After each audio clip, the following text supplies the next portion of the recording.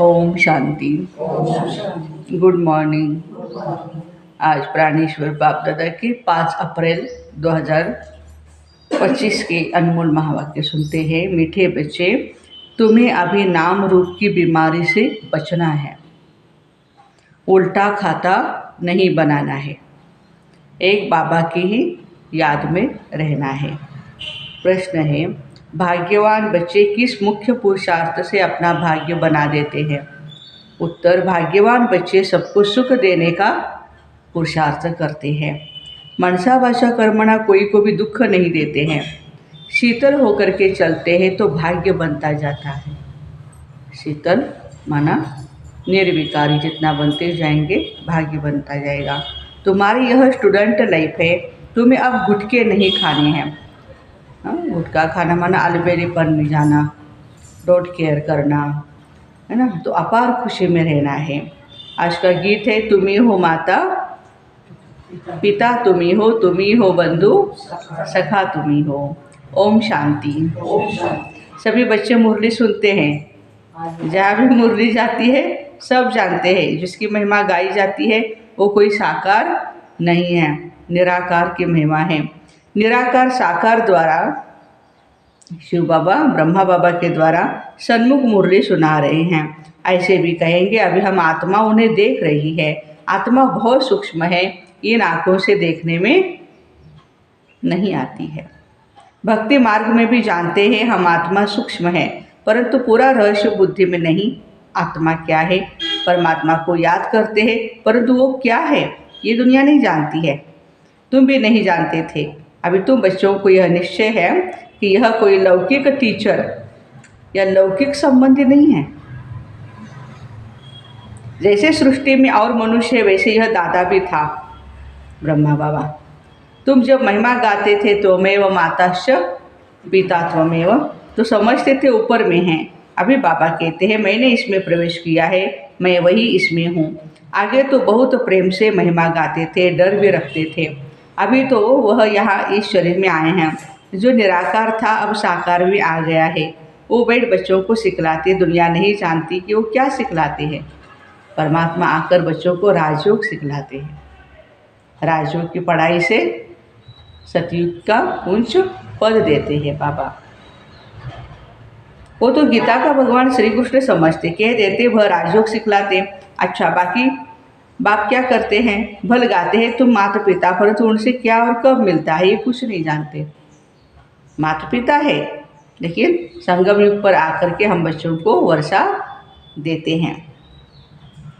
गीता सुनते थे तो समझते थे श्री कृष्ण द्वारा राजयोग सीखा था कि वह कब आकर सिखलाएंगे, वह भी ध्यान में आता होगा। इस समय यह वही महाभारत लड़ाई है, तो जरूर श्री कृष्ण का समय होगा। जरूर वही हिस्ट्री ज्योग्राफी रिपीट होनी चाहिए।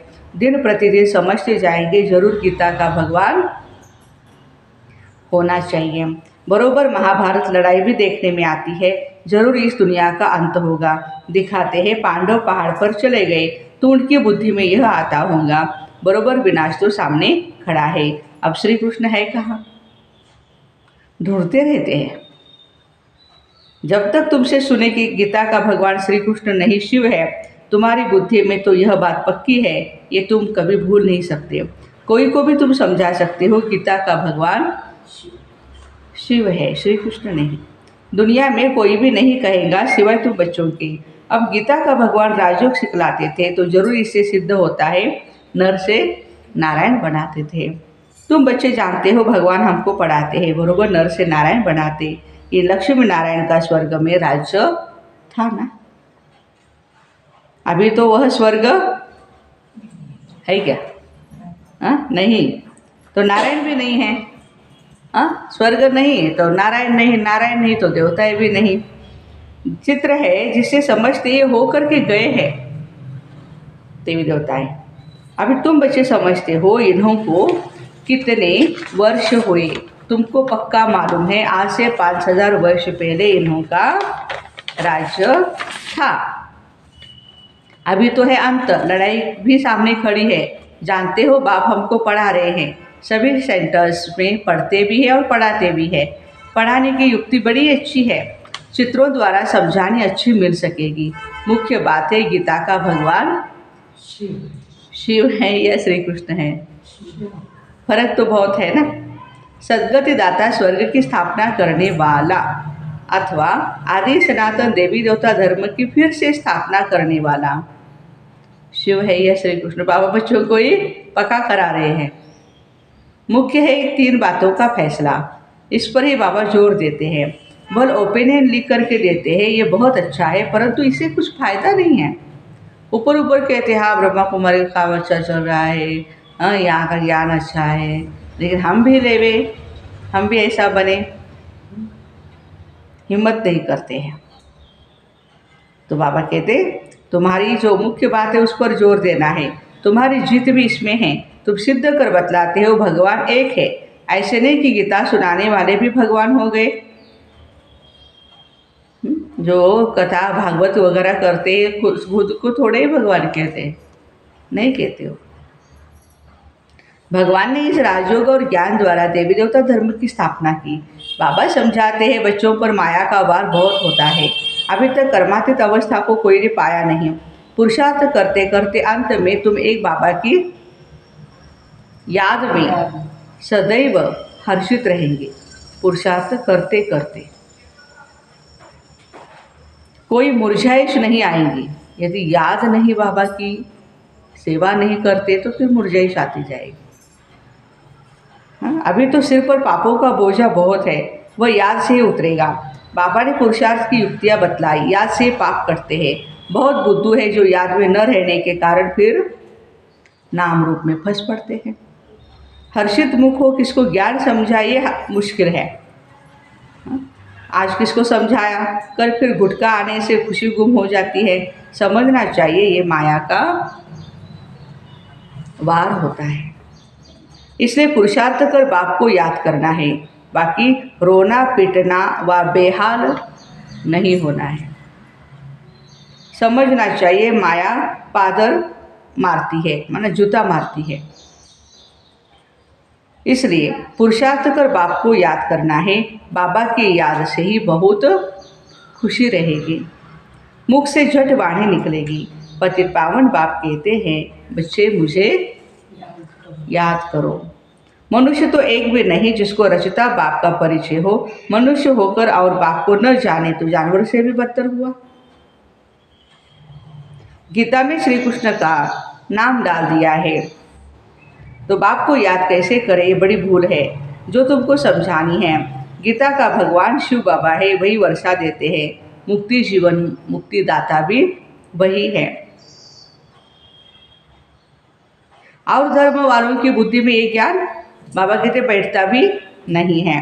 वो तो हिसाब किताब चुकतू कर वापस चले जाएंगे। पिछाड़ी में थोड़ा परिचय मिला तो फिर आएंगे अपने धर्म में। तुमको बाप समझाते तुम देवता थे, अभी बाप को याद करने से तुम फिर देवता बनेंगे। विकर्म विनाश हो जाएंगे, फिर भी उल्टे सुल्टे धंधे कर लेते हैं। बाबा को लिखते हैं आज हमारी अवस्था मुरझाई हुई है। बाप को याद नहीं किया, याद नहीं करेंगे तो जरूर मुरझाएंगे। यह है ये मुर्दों की दुनिया, सब मरे पड़े हैं। माना खुद को शरीर समझ रहे हैं, आत्मा नहीं समझते, इसलिए बाबा कहते मुर्दे हैं। तुम बाबा के बने हो तो बाप का फरमान है बच्चे मुझे याद करो तो तुम्हारे विकर्म विनाश हो जाएंगे। ये शरीर तो पुराना तमो प्रधान है, पिछाड़ी तक कुछ न कुछ होता रहेगा। जब तक बाप की याद में रह कर्मातीत अवस्था को पाए तब तक माया हिलाती ही रहेगी, किसको भी छोड़ेंगी नहीं। देखो माया किसको भी छोड़ेंगी नहीं। जांच करते रहना चाहिए माया कैसे धक्का खिलाती। भगवान हमको पढ़ाते हैं, यह भूलना क्यों चाहिए। आत्मा कहती है हमारा प्राणों से प्यारा वो बाप है, ऐसे बाप को फिर क्यों भूलते। बाप धन देते हैं दान करने के लिए, रखने के लिए संभालने के लिए नहीं देते, दान करने के लिए। प्रदर्शनी मेले में तुम बहुतों को दान कर सकते हो, ज्ञान का धन सभी को दान जरूर कर सकते हो। आपके ही शौक से भागना चाहिए, जहाँ सेवा है भागना चाहिए। ऐसे नहीं हाँ दीदी बोलेगी उसने फोन करना चाहिए मुझे, बाद में मैं देखेगी जाना है या नहीं जाना है। नहीं, भागना चाहिए सेवा में। अभी तो बाबा को ताकीद करनी पड़ती है, माना उमंग दिलाना पड़ता है, जाकर समझाओ। उसमें भी अच्छा समझा हुआ चाहिए। देह अभिमानी का तीर लगेगा नहीं। तलवारें भी अनेक प्रकार की होती है, तुम्हारी भी योग की तलवार बड़ी तीखी है, तीखी चाहिए, धार चाहिए योग की तलवार को। सर्विस का उल्लास चाहिए, ऐसे नहीं कोई ज़बरदस्ती से सेवा कर रहे, जमा भी नहीं होगा वो। बहुतों का जाकर कल्याण करे, बाप को याद करने की ऐसी प्रैक्टिस हो जाए जो पिछाड़ी में सिवाय बाप के और कोई भी याद न पड़े, तब ही तुम राजाई पद पाएंगे। अंतकाल जो अलग को सिमरे, फिर नारायण को सिमरे। बाप और नारायण वर्षा याद करना है, परंतु माया भी कम नहीं है, कच्चे को तो एकदम ढेर कर देती है, गिरा देती है। उल्टे कर्मों का खाता तब बनता है, उल्टे कर्मों का खाता तब बनता है जब किसी के नाम रूप में फंस पड़ते हैं। एक दो को प्राइवेट चिट्ठियाँ लिखते हैं, आजकल चिट्ठियों का ज़माना नहीं है, व्हाट्सएप का ज़माना है। देहधारियों से प्रीत हो जाती है तो उल्टे कर्मों का खाता बन जाता है। बाबा के पास समाचार आते हैं, उल्टा सुल्टा काम कर, फिर कहते हैं बाबा ये भूल हो गई। अरे खाता उल्टा तो हो गया ना, वो रजिस्टर पर तो डाक पड़ ही गया ना। ये शरीर तो पतित है ना, उनको तुम याद क्यों करते हो? बाप कहते हैं मुझे याद करो तो सदैव खुशी रहे। आज खुशी में है, कल फिर मुर्दे बन जाते हैं, माना नीरस जीवन हो जाता है, दुखी। इतना समय भगवान मिलने के बाद भी वो खुशी, वो उत्साह, वो आनंद नहीं रहता है। जन्म जन्मांतर नाम रूप में फंसते आए हैं। स्वर्ग में यह बीमारी नाम रूप की नहीं होती। वहाँ तो मोहजित कुटुंब होता है। जानते हैं हम आत्मा हैं, शरीर नहीं। वह है ही आत्मा अभिमानी दुनिया, और यहाँ है देह अभिमानी दुनिया। फिर आधा तरफ तुम देही अभिमानी बन जाते हो। अब बाबा कहते देह अभिमानी छोड़ो, देही अभिमानी होने से बहुत बहुत मीठे, आत्माभिमानी बनने से बहुत बहुत मीठे और शीतल हो जाएंगे। जो विकारों की गर्मी है निकल जाएगी।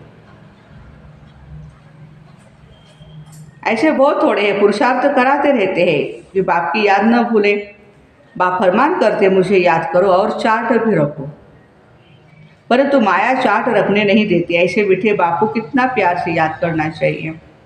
यह है पतियों का पति, बापों का बाप।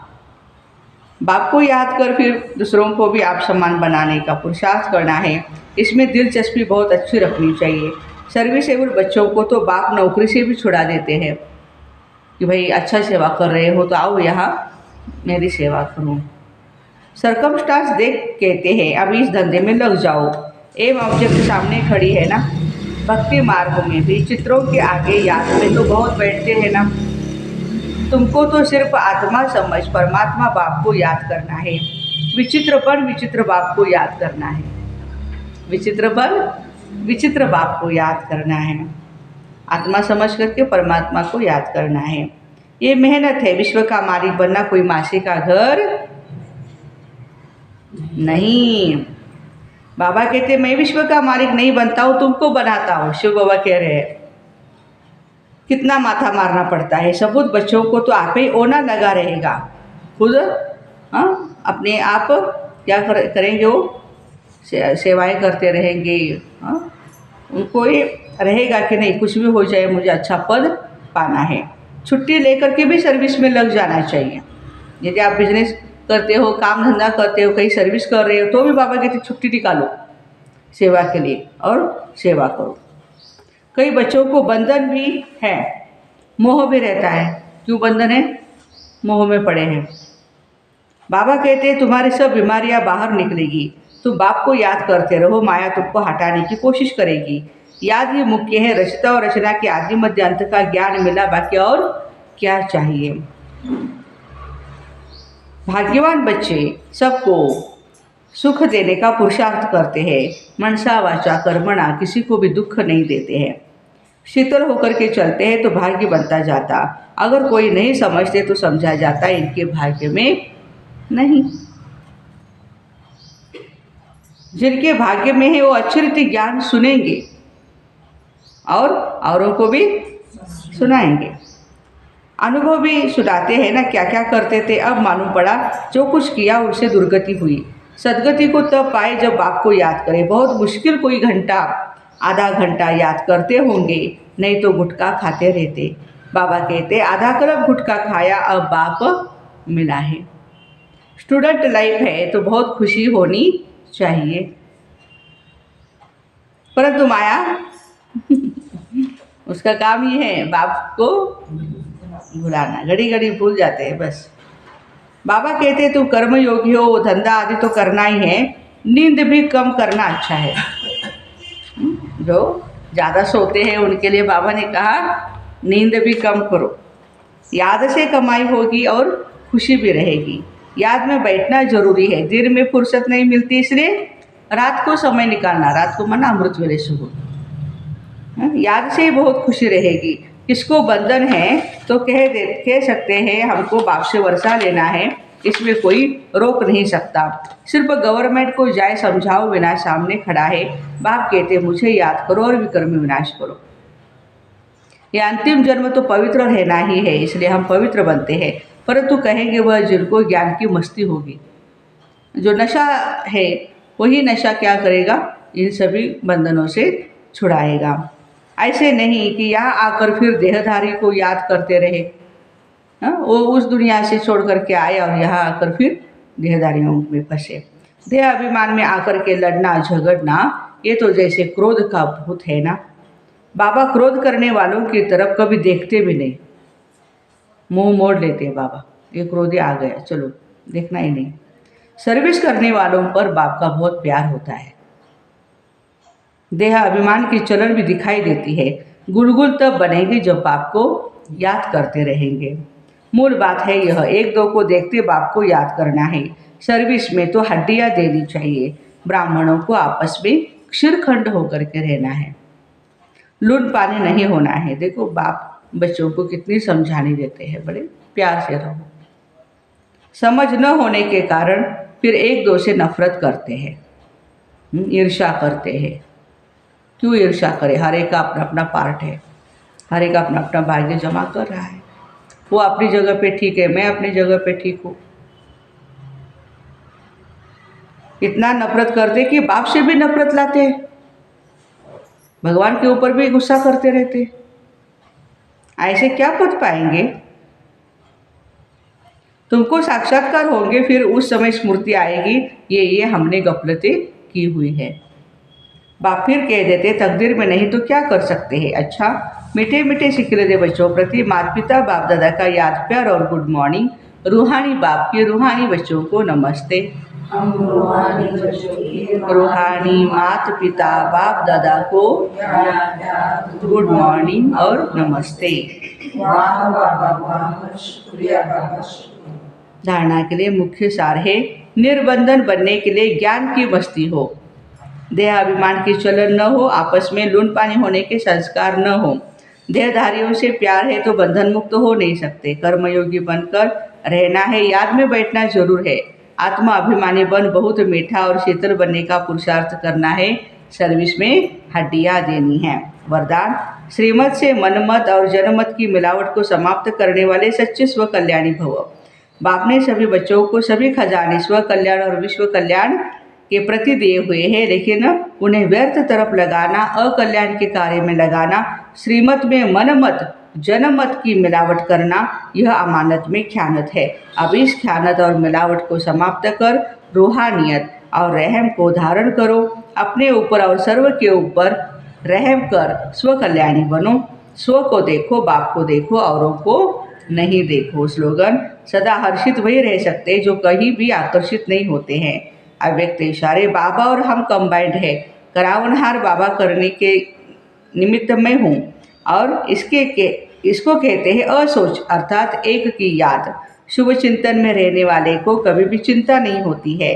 जैसे बाप और आप कंबाइंड हो, शरीर और आत्मा कंबाइंड है, आपका भविष्य विष्णु रूप भी कंबाइंड है, ऐसे स्व सेवा और सर्व की सेवा कंबाइंड हो तब मेहनत कम और सफलता ज़्यादा मिलेगी। तो ऐसे श्रीमत से मन मत और जनमत की मिलावट समाप्त करने वाले सच्चे स्व कल्याणी भाई बहनों को ओम शांति। Have a nice day.